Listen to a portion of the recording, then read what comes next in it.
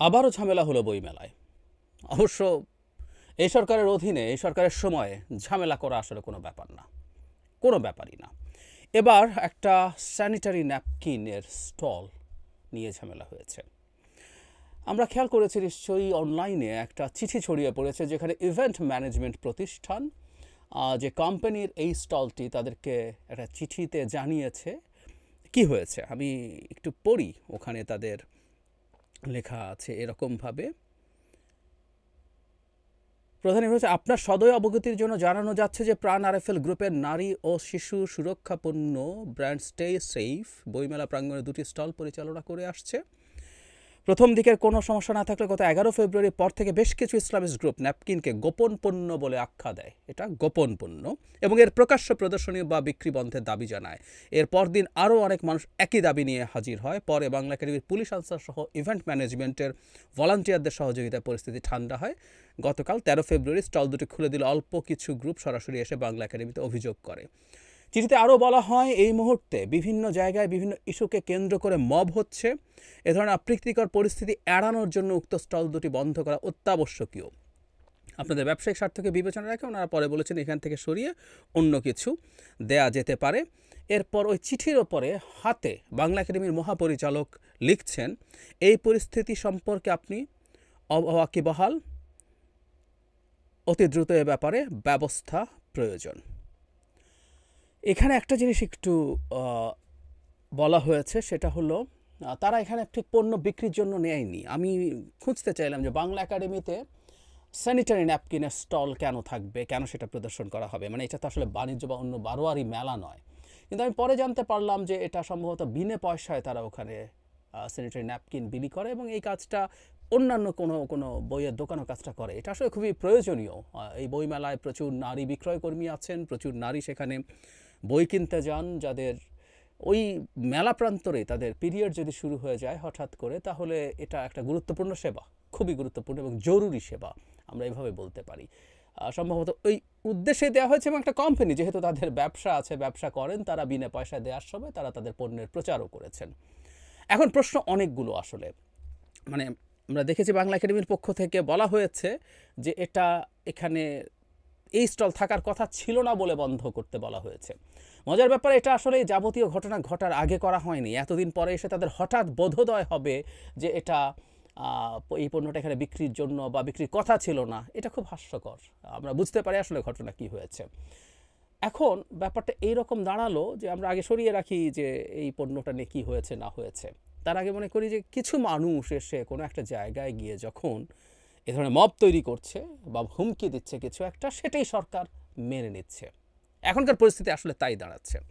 Sanitary ন্যাপকিনের মতো পণ্য, গোপন পণ্য, এই আলাপ আজকের বাংলাদেশে হচ্ছে, যেটা বহু আগে, অন্তত 2-2.5 দশক আগে এই আলাপ একরকম শেষ হয়ে গিয়েছিল। আমাদের সমাজে এই জিনিসটার প্রতি ট্যাবু ভেঙেছিল। আমরা প্রকৃতির সাথে নিজেদের অভ্যস্ত হয়েছি, এই জিনিসটাকে ওরকম করে আর দেখছিলাম না, সেখানে নতুন করে আজকে এটা আরোপিত হয়েছে। তার চেয়েও বড় কথা, কিছু মানুষ মিলে যখন একটা জিনিস চাইলো সেটা হয়ে গেল। আমরা দেখতে পাচ্ছি যে বইয়ের পুরো দোকানটাকে কালো কাপড়ে ঢেকে ফেলা হয়েছে। এটা এতটাই লুকিয়ে ফেলার মতো ব্যাপার বলে বলা হলো, কারণ একাডেমি এটাকে ঝামেলা এড়াতে চায়। চিঠিতে যেটা বলা হয়েছে, বিভিন্ন জায়গায় যেহেতু মব হচ্ছে, ইভেন্ট ম্যানেজমেন্ট প্রতিষ্ঠান যে পণ্য মালিক সেই প্রতিষ্ঠানকে বলছে যেহেতু বিভিন্ন জায়গায় মব হচ্ছে, তাই ঝামেলা এড়ানোর জন্য এটা তারা করা সাজেস্ট করছেন। আমি ধারণা করি সরকারের কেউ সম্ভবত এই যুক্তিটাই দিতে চাইবেন, বিভিন্ন জায়গায় যেহেতু সমস্যা হচ্ছে তাই এটা আমরা করে ফেললে ঝামেলা মুক্ত হয়ে যাওয়া গেল বা কেওসটার বাড়ানো হলো না। এই একটা জায়গায় সরকারের সিদ্ধান্ত একেবারেই ভুল। মানে সরকারকে সরকার হয়ে উঠতে হয়। আমি এই জিনিসটা দেখছি, এই সরকারটা সরকার হয়ে ওঠেনি, উঠছে না। 6 মাস পার হয়ে গেল, এটা সরকার হয়ে ওঠেনি। মব যদি বন্ধ করতে হয় তাহলে মব কয়েকটা ঘটনা টাফভাবে ট্যাকল করতে হবে, তাহলেই মব বন্ধ হতো। এখন বরং তারা এড়ানোর চেষ্টা করতে গিয়ে আসলে দিনের শেষে আরও মব উস্কে দিচ্ছেন। এই বোধটুকু এই সরকারের ন্যূনতম আছে বলে মনে হয় না, একেবারেই মনে হয় না। বাংলা একাডেমিতে আরেকটা ঘটনা ঘটলো, এটাও খুবই বাজেভাবে হ্যান্ডেল হয়েছে। ইট ওয়াজ এ ট্র্যাপ, মানলাম, কিন্তু এটাও হ্যান্ডেল করা যায়নি। সরকার, বাংলা একাডেমি, কেউ না। আর আজ এই ঘটনা ঘটলো। স্বাভাবিকভাবে একটা প্রশ্ন উকিঝুঁকি মারে মনের মধ্যে। সরকারের কেউ কি বা সরকারের বা ডিপ স্টেটের কেউ কি আসলে এটার সাথে জড়িত আছেন যে কারণে এই ঘটনাগুলো ঘটতে দেয়া হচ্ছে, হতে দেয়া হচ্ছে, ঠিকঠাক মতো ট্যাকল করার চেষ্টা করা হচ্ছে না? এই আলাপ আসবেই, কারণ বাংলাদেশ সরকারের এই মুহূর্তে সব দুর্বলতার পরও পুলিশ বা অন্যান্য বাহিনী, গোয়েন্দা এজেন্সি যত দুর্বলতার কথা বলি, এইটুকু ব্যাপার ট্যাকল করা যাবে না, এতটা শক্তিহীন এই সরকার আমি অন্তত মনে করি না। তাহলে সরকার ইচ্ছে নেই। এখন প্রশ্ন হচ্ছে ইচ্ছে নেই কেন?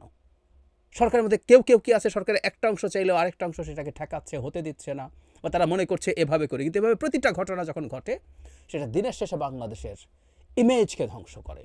আমি বারবার বলছি এবং আমরা অনেকেই বলছি, এখন শোরগোলটা করছি রাইটলি, আমাদের সামনে এটাই এখন প্রধান বিপদ।